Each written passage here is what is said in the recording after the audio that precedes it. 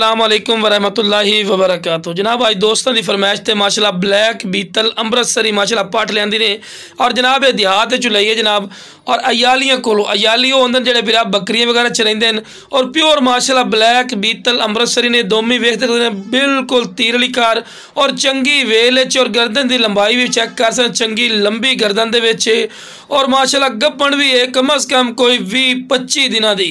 लेकिन बिरा असी तुहानू खाली बना के दे और जनाब जी देखो लियांदी आंदा जी 100% गब्बन है पई और गारंटी शुदा। लेकिन फिर असी गारंटी नहीं देने क्योंकि असी अखे नाल नहीं वेखी।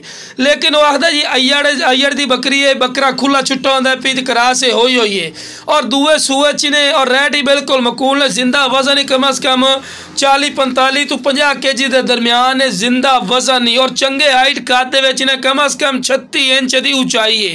तो दूर रख के वीडियो बना रहे हैं विरा के तुहानू पता लग सी कि सेहतमंद चीज़ है। तो रेट ही बिल्कुल जायज़ और मकूल ने तो फायदा चक्को जनाब। लो जनाब चारा भी खवा के विखा रहे हैं तो रेट करते पे जनाब 27,000 रुपया। फिर भी कुछ प्यार मोहब्बत कर ले और सस्ते सौदे ने विरा और फायदेमंद चीज़ ने माशाल्लाह।